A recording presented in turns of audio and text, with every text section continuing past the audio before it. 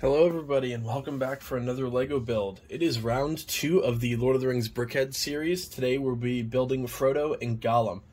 The last build, if you have not checked it out yet, please feel free to do so, was Gandalf the Grey versus the Balrog, which I have the box for up here.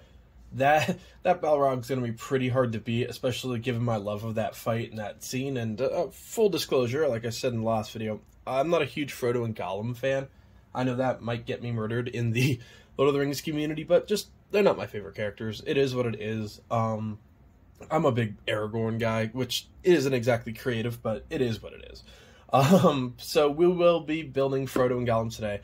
I'm just so happy to have Lord of the Rings back to the LEGO lineup. Like I said earlier, we do have Rivendell coming up for that $500 to $600 price tag, so that is going to be a really exciting one.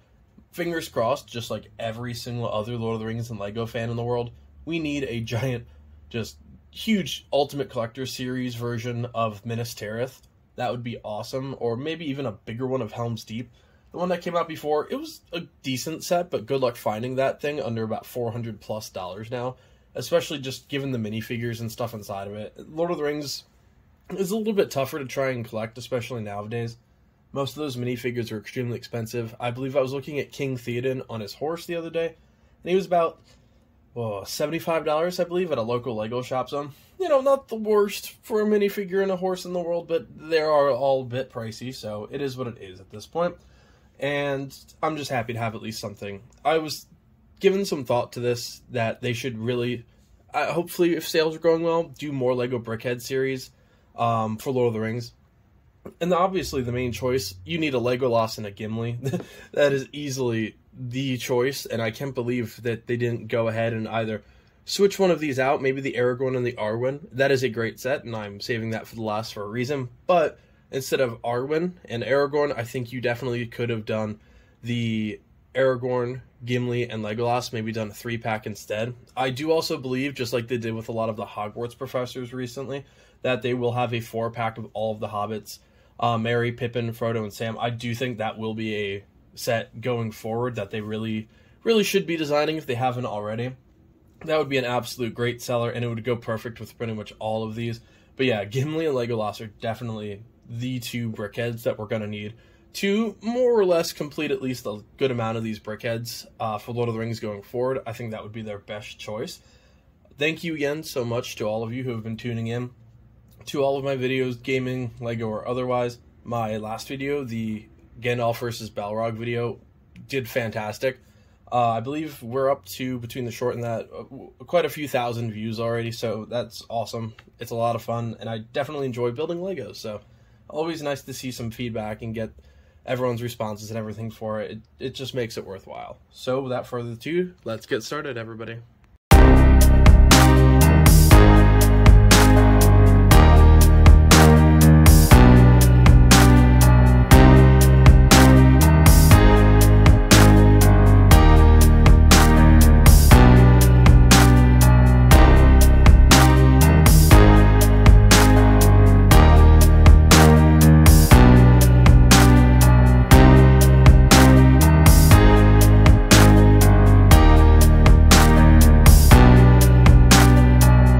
Everybody, and here is the final build of Frodo and Gollum, the Brickheadz. So we'll start with Gollum first. Now this set is $5 less than the other two, which I think is actually appropriately priced, which is something different for LEGO throughout the years, that they actually appropriately price something that's smaller just because it's in the same series. So thank you, LEGO, for the $5 discount for Gollum. He is a tad bit smaller, as you can see here, so I do definitely agree with the price change. But no, it's a good figure. I do like the little strands of hair that are available on the sides here, and the back as well, so that's cool. He is holding a fish. There's not much else they could have given him, like maybe some sort of like a rock. One thing I always thought would be cool for Brickheadz, maybe do like small pieces around here, like to do detailed builds. I know people do add that, but it'd still be a cool feature for them to include somewhere down the road if they continue. But he is a cool minifigure, or should I say, Brickhead minifigure. Now, obviously, the bigger one and main one here, Frodo, he is holding Sting, another just really small thing they could have done. They could have done, like, Elvish inscription on here, or done some sort of, like, blue tint for when orcs are nearby. I think that would be really, really cool, and I would definitely pay, like, raise these from 20 to 25 and add a couple smaller things like that. I think that would be perfectly acceptable, but still a cool sword, don't get me wrong, but I just wish it was a tiny bit more unique. You do see his little leaf hobbit pin here. Nice colors overall. There is a bit of a gap when you build it here on the actual panel. So that is actually a little bit more noticeable now that I'm looking at it and not just building through. So that is a little something, but the figure is great. He does also have the ring. You have a little bit of a cape. Hair detail's nice. So definitely, in my opinion, not as cool as Gandalf versus the Balrog. I kind of assumed that going into this, but just the details of Gandalf were better than on Frodo. I liked his overall build better, and then of course the Balrog was just fantastic. So I definitely still recommend picking these up if you're a Brickheadz fan, Lego fan, Lord of the Rings, whatever. I would almost guarantee that these are sets in Brickheadz that will go up over time as well. So, and obviously I'm not a financial expert here, but Lord of the Rings sets have proven that they've done pretty well outside of like sales markets from when Lego retires them. Same thing with some Brickheadz. Brickheadz tend to go up pretty decent amount. And thank you, Ambulance, for adding to this. Perks of living right next to a hospital. But no, it's another great build. So I definitely recommend picking up the whole set if you can. I'm not sure if Double VIP is still going on. I actually did order these, the Razor Crest and the Inquisitor Scythe, and I believe 1 or 2 other sets as well for future builds during Double VIP Points Week. So if that's still available or if not, feel free to go to lego.com and grab some of these guys for yourself.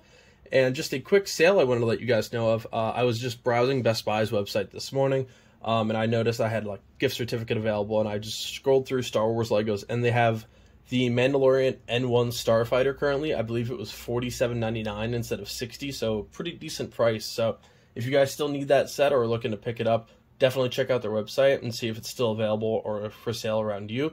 And that is a really good price for that set. I ordered one. So in addition to the Razor Crest now, that is another Mandalorian set.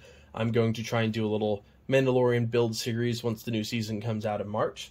But thank you again very much for all the support and continuing to tune into these Lego builds. I will keep bringing them out as fast as my body can build them and my wallet can handle buying them.